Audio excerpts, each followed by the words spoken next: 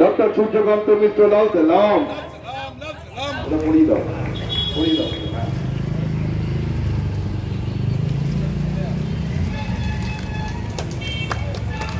অধ্যাপক অম্বিকেশ মহাপাত্রকে বরণ করে নেবেন আমাদের এরিয়া।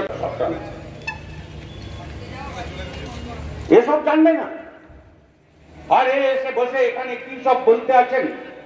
এসব গ্যারেন্টি তো উনি দিয়েছেন, উনি তো গ্যারেন্টি দিয়েছিলেন বছরে 2 কোটি লোক বেকারের কাজ হবে। বিজেপির মধ্যে কেউ বেকার নেই, তৃণমূলের মধ্যে কেউ বেকার নেই, আমাদের বিরোধী যারা তাদের মধ্যে বেকার নেই। 2 কোটি কত কাজ পেয়েছেন আপনারা? কজন? 3 কোটি বেকার বেড়ে গেছে। আর 3 বছরে 4 বছরে বাড়ছে বেকার, প্রত্যেক দিন বাড়ছে। কে কাজ পেয়েছে? বেকার 2 কোটি করে বছরে কাজ দিলে তো আপনি 10 বছরে 20 কোটি বেকার কাজ পেয়েছে, তো আমাদের দেশে বেকার সমস্যার সমাধান হয়েছে। গ্যারেন্টি দেননি উনি সে কথা বলছেন, উনি গ্যারেন্টি দেননি। অনেক গ্যারেন্টি দিয়েছেন, আমি সেসবে সব কথায় যেতে পারছি না। এই কি বলে, এই কালো টাকা, কি এই যে বেকারদের কাজ ইত্যাদি ইত্যাদি, কত কাজ পেয়েছে? কাজ পেয়েছিলেন, তারপরে আপনার কাজ চলে যাবে বলছে, টাকা ফেরত দেবে বলছে, দিতে হবে আপনাকে বলছে, তারপরে আর কি হবে আমি জানি না। পরীক্ষায় দেয়নি, তারা নাকি কাজ পেয়ে গেছে। এখন কোর্ট বলেছে রবি তারিখ, এরপরে রায় ফাই ইত্যাদি বেরোবে, এবং রায় যদি সত্যি সত্যি বিচার হয়, আপনারা লিখে রাখুন যে বর্তমান মুখ্যমন্ত্রী এবং তার মন্ত্রিসভা প্রত্যেকটা জেলে যেতে হবে, একটা মন্ত্রী হবে, সবগুলোকে জেলে যেতে হবে। জানেন না এসব কথা? ওকে কে রক্ষা করে? যদি কি আর তৃণমূল, ইনি ইন্ডিয়া জোট থেকে বেরিয়ে এসে তারপরে বললেন বিজেপিয়া হয়ে গেছে, মানে বিজেপি আর ইন্ডিয়া এরা নাকি এক হয়ে গেছে। তারপরে আবার দেখুন কিছুদিন যায়নি, উনি বলছেন যে না আমি আবার ইন্ডিয়া জোটেই থাকবো, আর আমি ওদের সরকার তৈরি করতে চেষ্টা করব, ওরে দেবে ওখানে, আমি সরকারে থাকবো। আপনাকে সরকারে ডাকলো কে? যাবে কিনা কে জানে, এসব কথা বলছেন। এখন আমি আজকের কাগজে দেখছি, আপনারাও দেখে থাকবেন, যে ইন্ডিয়া জোটের একটা মিটিং হবে এইসব নির্বাচনের ফলাফলের পর, তার আগেই একটু প্রাথমিকভাবে। তা উনি বলেছেন আমি এটাই যেতে পারবো। উনি যে কখন কোথায় আছেন তা কেউ জানে না।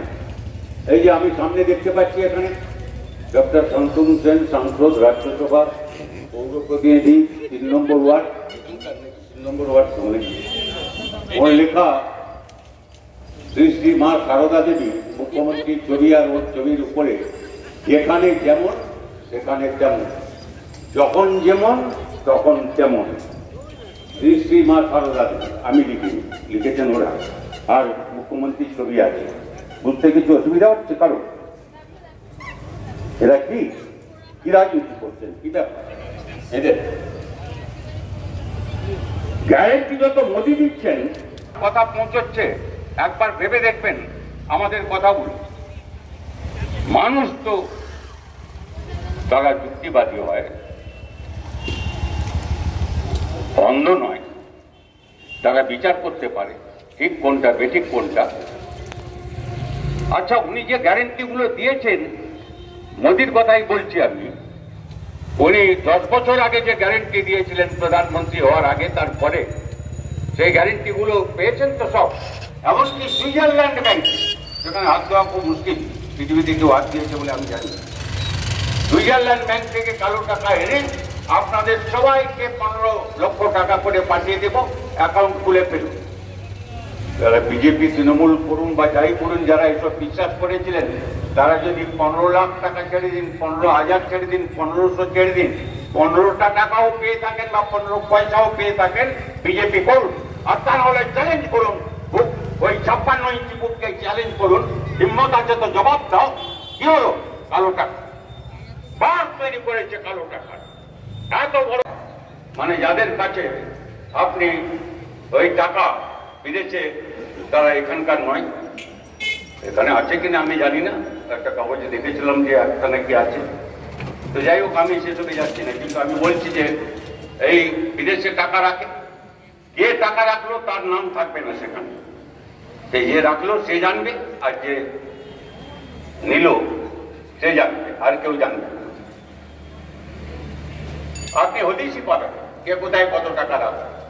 সেই জন্য সেল ফান্ড বলে। সেল মানে শামুক ফামুক করে উপরে যে একটা খোলস থাকে সেল, এও কোম্পানির উপরে খোলস আছে।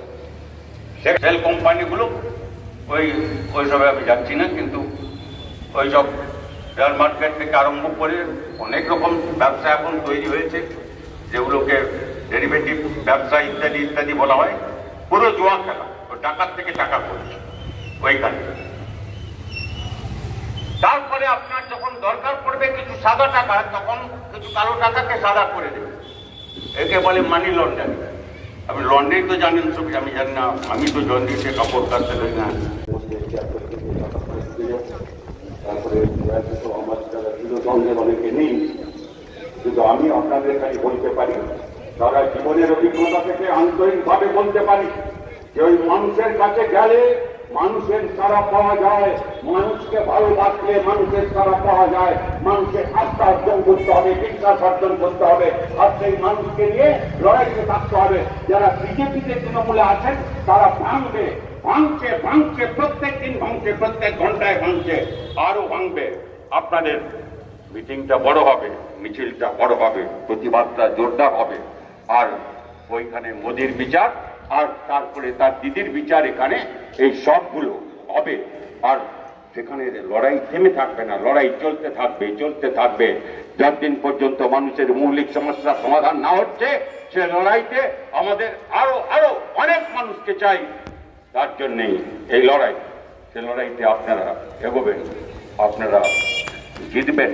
সে লড়াই তাদের বয়স কম অপেক্ষাকৃত আমার চেয়ে মোটামুটি কম, তারা নিশ্চয়ই সেসব দেখে যেতে পারবেন। আমি বেঁচে থাকার চেষ্টা করবো ওটা দেখবার জন্যে। লড়াইটা ছেড়ে যাওয়া যায় না।